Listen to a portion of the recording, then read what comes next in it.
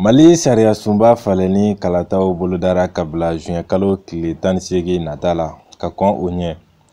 Furancɛla fanga gouvernement bɛ wulikajɔbaw la ni wagati in na walasa ka jamanadenw ladɔnniya gafe kura in kɔnɔkow kan.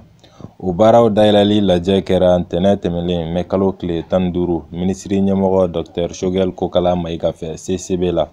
O min tora senna dɔgɔkun mumɛ kɔnɔ. Min ye jamana jɔli kura minisiri ye Ibrahim Ikasa Mayiga ale ni minisiri muso min ka baara ɲɛsinnen bɛ yɛlɛmanibaw ma minisiri ɲɛmɔgɔ kɛrɛfɛ Madame Fatumata Seku Diko ye. Olu ye fasoden tɔn kelen-kelennaw bisimila ka ɲɛfɔli kɛ sariya sunba gafe kura in kan walasa faamuyaliw ka sɔrɔ yanni kalata don cɛ. O de hukumu kɔnɔ ni tarata mɛ kalo tile 23 san 2023 gouvernement tɔgɔla ni minisiri fila ka fara jamana kokanko ɲɛnabɔli minisiri ma Abdoulaye Diop olu ye jamana politiki tɔnw ni société civile jɛkulu bisimila walasa gafe kɔnɔko yɔrɔ minnu bɛ yen ni olu ma faamuya ka se ka walawalani kɛ olu kan. An ka sariya sunba kura mi a ɲɛnabila gafe o ye projet ye o bɛ sen na a kun ye de ka taa bɛɛ fɛ ka taa bɛɛ kunbɛn bi an sera politiki ŋana kɛlaw ma mun ye parti politikiw ye parti tɔnw minnu bɛ parti politiki yɛrɛ bunako kan ka masala n'u ye ka f'u ye jɔsen baba minnu bɛ nin projet in kɔnɔ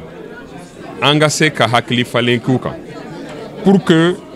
faamuya ka se ka sɔrɔ faamuya jɔnjɔn ka se ka sɔrɔ olu fana ka se k'u hakilina di parce que yɔrɔ dɔw bɛ yen i m'a faamu a bɛ da kɔrɔ kan k'a fɔ ko a ɲɛ ma f'i ye ka ɲɛ donc o ɲɛfɔliw de kɛra bi n b'a miiri laban na an bɛnna ko kan k'a fɔ ko jɔrɔna caman tun bɛ an na Mali ko kan a caman jaabi bɛ sɔrɔ nin projet in kɔnɔ mais ani baara de bɛ taa ɲɔgɔn fɛ a baara tan tɛ dɛ ani baara de bɛ taa ɲɔgɔn fɛ an y'an da fa mugu la il faut que a ɲiginji ka se ka sɔrɔ an da o de ye nin ye an bɛ Mali kura fɛ mais fo an yɛrɛ ka falen sariya nu adamadenw de b'a labaara maliden kura de b'a labaara pour que Mali kura in ka se ka jɔ an ka se ka yanga sanfɛ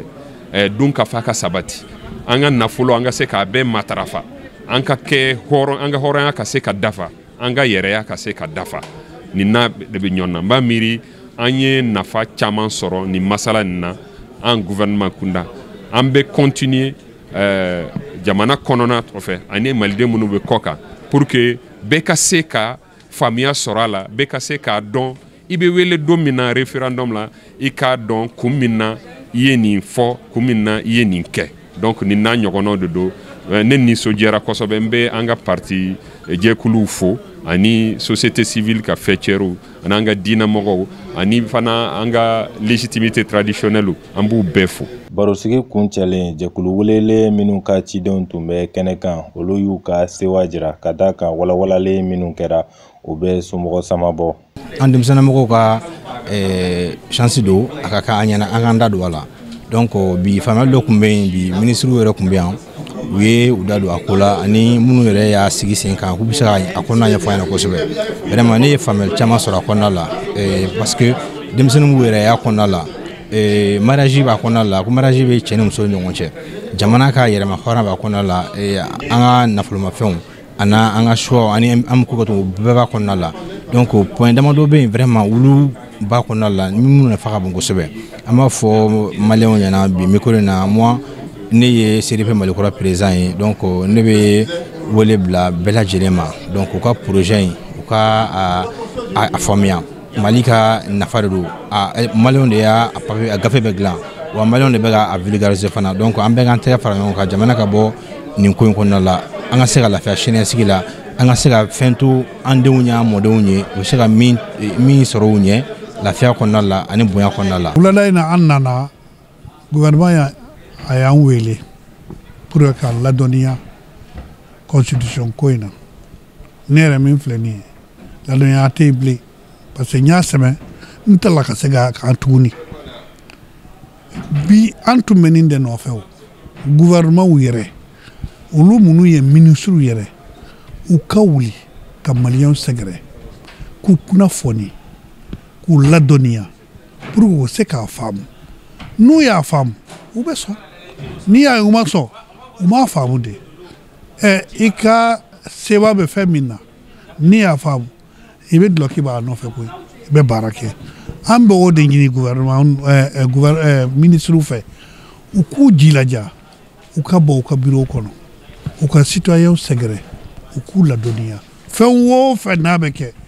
a tɛ se ka kɛ citoyen kɔ baara fana tɛ se ka kɛ olu kɔ ni an b'a fɛ ka taa ɲɛ kɛ il faut que an ka yɛlɛma an ka taabolo yɛlɛma u ye min daminɛ sisan constitution ye sariyasunba de ye ni mɔgɔ min ye sariyasunba faamu a ka baara a b'a yɛlɛma n'a y'a yɛlɛma mali taa ɲɛ de b'a la ni ala sɔnn'a ma donc ni kɔni y'an sɛba an b'a a ɲini u fɛ u kana sigi tuguni wa a ka taa ɲɛ de a ka continuer u ka u cɛsiri